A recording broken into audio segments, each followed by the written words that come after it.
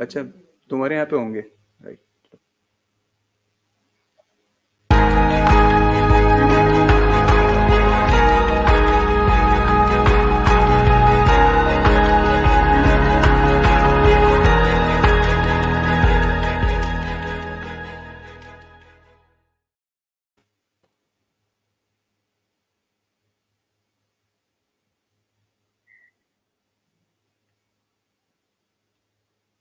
Hello and welcome to the season 2 of Meet the Media Veteran series. Today in the episode, we have someone who is one of the most decorated filmmaker of India. He is an alumni of prestigious Film and Television Institute of Pune. He has won several awards and honors, including 9 prestigious National Film Awards. For his contribution to the cinematic arts, he has been bestowed upon the 4th highest Indian civilian award, the Padma Shri. Let me welcome internationally acclaimed cinematographer, screenwriter, director Padma Shri, Shri AKB to the show. Thank you. Very warm welcome to the show, sir. Thank you. Thank you. So before I request Mr. B to deliver his talk today, let me present his illustrious career to the audience. Mr. A.K. Beer was born in Odisha. He had a great passion for painting. He joined the Pune Film Institute with a specialization in motion picture cinematography. Before making his debut to the feature films, he worked in various ad films and documentaries.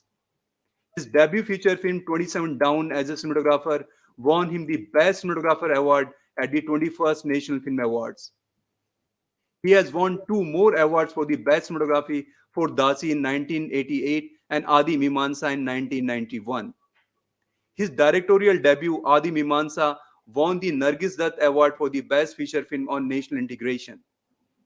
Mr. B's other directorial ventures, Lavanya Preeti and Baja, were the bestowed with the National Film Award for the Best Children Films. As of now, he has won 9 National Film Awards, including 3 for the Best Cinematography. His film Lavanya Preeti received the Best Asian Film Award at Osaka International Film Festival and an International Jury's Critic Award at the Berlin International Film Festival.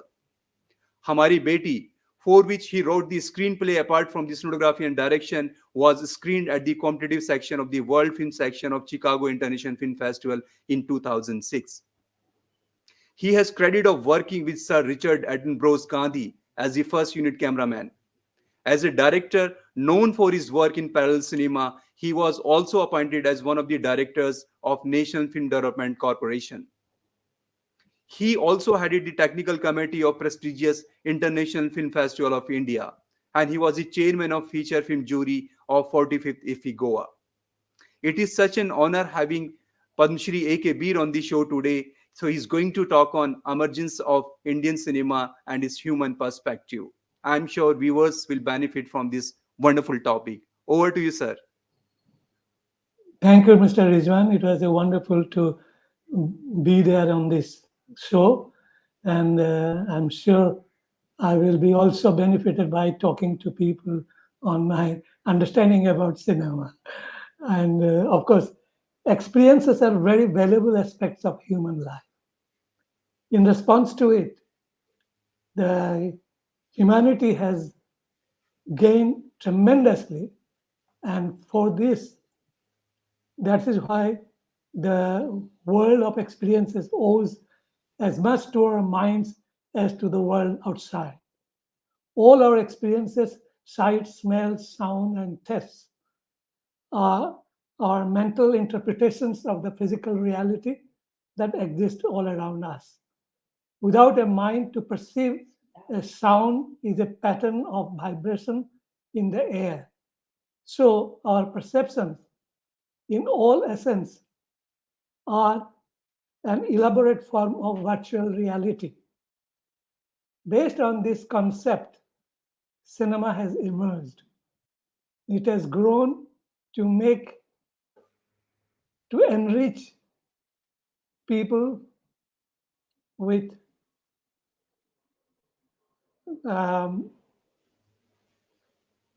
enrich people for their consciousness. It has also assimilated other disciplines to make it more dynamic. And that is why the renowned philosopher and Nobel laureate Bertrand Russell considers it to be the best metaphysician ahead of any common sense, ahead of any philosophy, ahead of even the disciplines of physics. It does promise to be a part of a wonderful culture. As you all know, the culture is a continuous movement. It is the spirit of the age. It is like an invisible flowing river with diverse tributaries. In its flow of ripple, it carries movements of life in vibrant, poetic, and lucid nuances. With such an incredible potential, it does raise a question. How does one give justice to this medium, such a wonderful medium?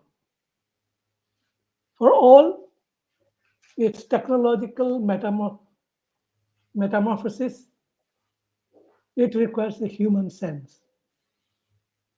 What this sense means. What is its objective? Its objective is to explore truth, a very fundamental urge to attain happiness. In order to do so, one has to design the fineness of images. The mere reproduction of an object of reality is insufficient in presenting the dynamics of truth. Even the naked perception of reality may be a representation of the cause and effect out of mundane observation is deficient. It is the creative intelligence and the imaginative power which can depict the illusion of reality and express the true perspective. With the assimilation of other disciplines like mathematics, science, philosophy, literature, music, art, etc., it makes it a very vibrant and emotive language. With the help of its own grammar, with the help of its own vocabulary, with the help of its syntax. Now, this language can express the hidden potential by its imaging power. Now, this does reflect that it is very much akin to the nature of visual storytelling. That is its forte. It has certain basic guidelines to focus on in order to understand this process. There is a frame which everyone must be looking for, how to organize a frame, how to present a frame, how to look at a frame. So there is a frame, there is light and color, there is lens, there is movement, there is texture, there is establishing, and there is point of view. Selecting a frame is the most fundamental aspect of filming process. In visual storytelling, images are the matter of expression. It acts as the source of expressing the viewpoint. And this is where one applies very cinematic technique, method, and approach to convey the idea effectively. Accordingly, it poses the relevance of composition, rhythm, and perspective. As you all know, perspective is a method by which you add depth to the images, as well as it enhances the atmosphere. There is a linear perspective, there is a atmospheric perspective. The atmospheric perspective is also known as an aerial perspective. And this term was coined by Leonardo da Vinci, which he used it in his painting. The objects that are at a great distance away will have less detail, will have less color saturation, and will be less defined than that are closer to the image. The image also is affected as it is filtered through more atmosphere, and haze filters out warmer wavelength, leaving more of the shorter and bluer wavelength. The frame contains varied images of information, and that's why it needs the right organization in order to pose its meaning. They should convey meaning, mode, tone, atmosphere, and subtext on its own without regard to voiceover, dialogue, and audio and other explanations. The principle is that image should stand on its own. Guiding the eye and directing the attention of the audience is the main concern. Very few elements are as effective and powerful as light and color. They have the ability to reach the audience at gut emotional level. And that is why it is an advantage that it could affect the audience at one level, whereas the conscious brain interprets the story at a completely different plane of consciousness.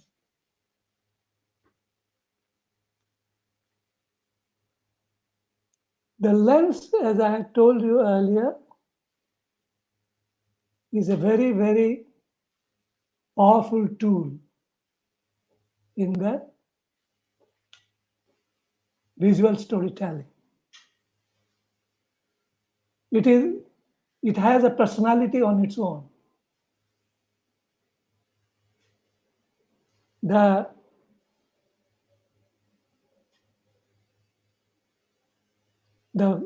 flavor and inflection in it adds the image extremely well. In the beginning of the 20th century, something very interesting happened. And that is when Thomas Edison and George Eastman collaborated to settle for a 4 perforation frame that is 35 mm wide. It was arbitrary, yet it became the international standard. Then came the aspect ratio. what kind of a frame size has to be adopted. And they came up first with 1.33 as to 1 aspect ratio, which is little less than a square frame. And it is expressed by video terms as 4 by 3. Then came 1.78 as to 1. This was again expressed by video in terms of 16 as to 9. Then came 1.85 as to 1. And then came 2.39 as to 1. Till 1973, it was 2.35. Then after 73, it becomes 2.39 as to 1 because of the extra soundtrack. Now this, considering the complexity of this medium, a more effective approach were pursued, which can be expressed as there has to be simplicity, there has to be spareness, there has to be austerity in order to have control over the varied elements. And in order to make the process more finer, the masters suggested that the music need not be as rich as in a symphony. The dialogue need not be as copious as in a theater. The visual frame need not be as subtle as in a painting. The plot need not be as involved as in a novel, and acting should be plainer than on a stage. So you can imagine the human factor plays a crucial role in defining the visual nature of your expression and the content value by which you maintain your technological sensitivity. At one level, you develop your creative instinct on a cinematic term. At the other level, you add technological excellence by its sensibilities. So that's all I can say at the moment. Yeah. Uh, Thank you. Can you please? Yeah. Thank you so much for enriching us on this wonderful topic, sir. We have few questions before closing this show, so we can take up 2-3 questions. So Okay. first question is on your screen, sir. He Yes. asks, how has digitalization in filmmaking affected or helped in capturing the human perspective as opposed to the traditional tools such as the 35mm, which a lot of filmmakers still prefer? So I'll request my producer to keep this question at the screen.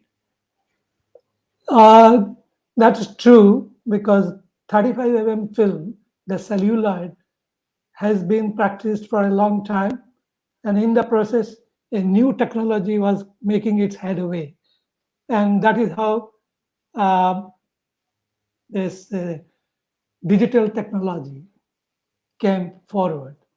And if you notice and if you trace back your assessment of the what past that has happened,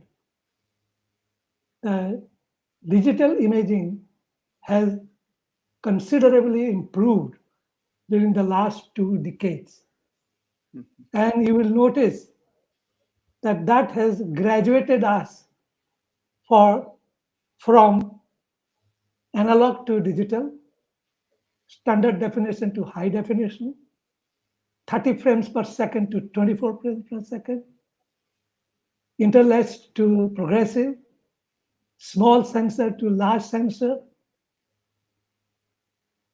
single fixed lens to uh, variable lenses, and the moderate sensitivity to higher ISOs, and high definition to cinema resolution. But you look back, still at the back of the mind, cinema continues to be there as a instinct to bring your technology in the in its expressive form by creating your language of cinema in your celluloid form to bring it onto a digital form. The digital imaging still continue to be at the forefront, whereas still people think cinema is slowly fading away. But I don't. I somehow that I feel very concerned because the celluloid still has a different charm of its own, I see. and digitized imaging is of course a novel. It is a technology that is excel to a certain extent in terms of the level of celluloid, but still that conflict is a matter of choice between sensitive thinking to flamboyant thinking. Amazing, amazing. In fact, you very well said. I keep sort of coming across this particular talk. Celluloid has its own charm. There were Correct. filmmakers even in Hollywood. When this digital era sort of keep on growing, very fast.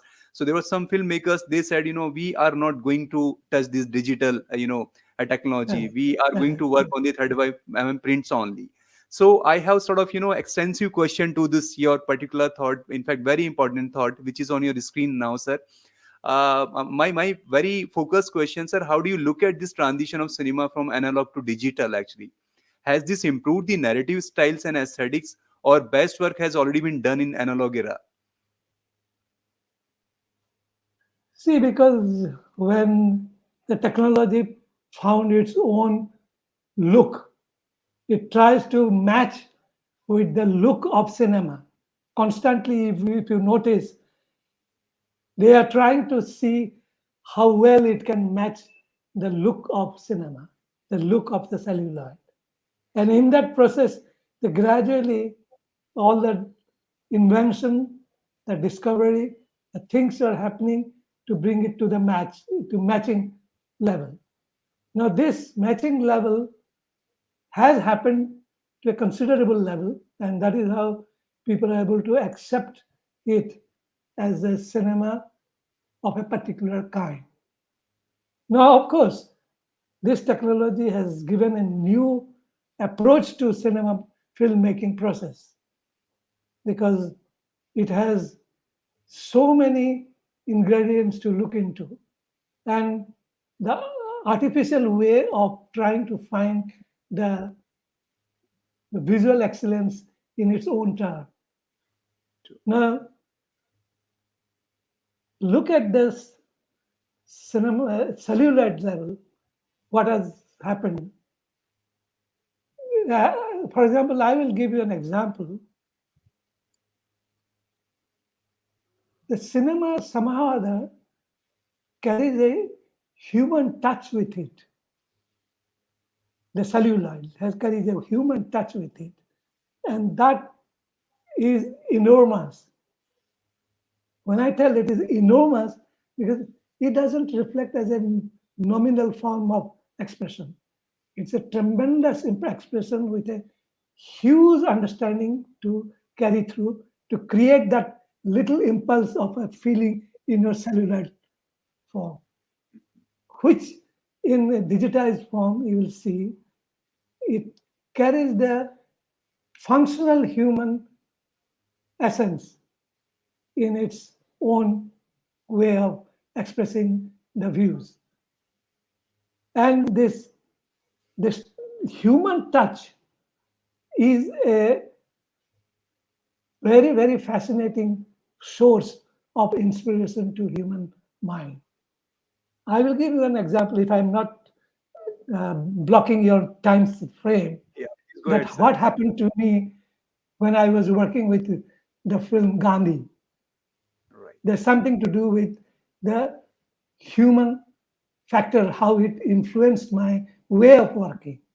right, So this was an occasion we were shooting the Lord Mountbatten is supposed to be landing in India with a Fokker Friendship aircraft. And the whole scene was being shot at Safdarjung Airport. right, And the the whole planning was being done when the Ronnie Taylor, who was deputing for um Billy William, the cinematographer of the film, who has gone back to UK because of his health problem. So Ronnie Taylor came and told me, because there are two cameras that was being operated. One was I was operating the Panavision number two camera, and the number one camera was being operated by the English crew. right. So he came and told me, Mr. B, you have to take a shot which Mr. Attenborough has told to be taken. So what is it? It is a close shot of the British flag on the cockpit. When the plane will be landing, you have to follow it in close shot. For a moment, I was a little puzzled. And I was wondering, is it whether I'll be able to take it or not? And there was a lens which was brought in that was a 600 millimeter lens, and it has to capture the close shot of the uh, British flag. Yeah, And Mr.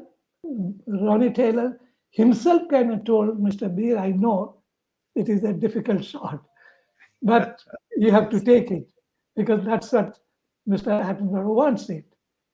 So I told that, okay, we will try. So I asked my um, assistant who was doing the focusing, I told them, will you be able to do the focusing at that distance, at that telephoto lens? And if you do a little mistake here and there, then it will go, the shot is gone. So I go, no, sir, I will try to do it. And then I was settling myself. I was wondering because there is no rehearsal. The plane has to take off, go up, take a turn, and come back and land. And that's the time you have to take the shot. So as the plane took off, I was watching and mentally trying to figure out the guideline on which I have to maintain when it comes back. right, And as the plane was taking off, Mr. Attenborough came. And he came and he spoke to me very softly. How is it going? Is it okay? Everything is fine. You know, that tone, that feeling generated different kind of a inspiration inside me. And I felt very confident that yes, we will take it. And I was looking through the camera. And the plane was land, it was trying to land as it was coming closer to the airport, to the track. And suddenly I noticed the British flag in the frame. right. Then after that, what I did, I don't know. It was completed and people came running and I asked, how is it? How is it? How is the shot? I told that, don't ask me what is the shot. You will see it when you see the rushes. See, every alternate day we used to have the rushes because the negative used to go to UK, get it processed, printed, and used to come back. And we, after 2 days, suddenly the news came that rushes has come. So we go and let's see. So everybody went, and I was a bit anxious. I was excitedly waiting how it is going to come. So as we went and sat in the theater, the rushes started, and suddenly I saw the British Right, flag, and it was fluttering, and it was right. sharp, and it was in the frame exactly where it was supposed to be, and it Wonderful. continued. So Wonderful. I wonder, it is not me who has taken it, it is True. somebody else has taken it.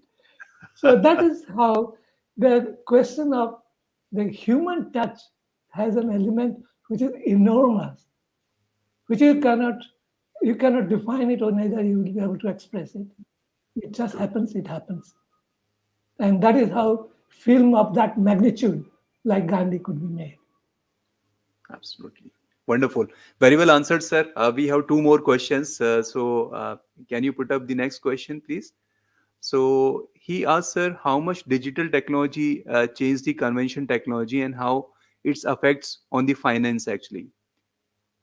Yeah, it has affected the finance, though it is initially thought that it is anybody can do a film because technology is accessible to all kind of smaller to bigger to everything.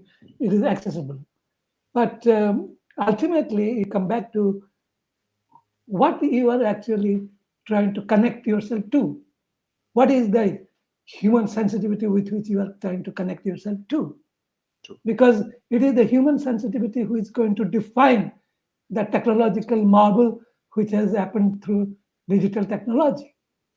But it is still, the question is how much the human sensitivity is able to define that digital technology, and how it has created the enormosity of the feeling which can make your senses bubble with such excitement and inspiration, which I still find is not there in digital technology.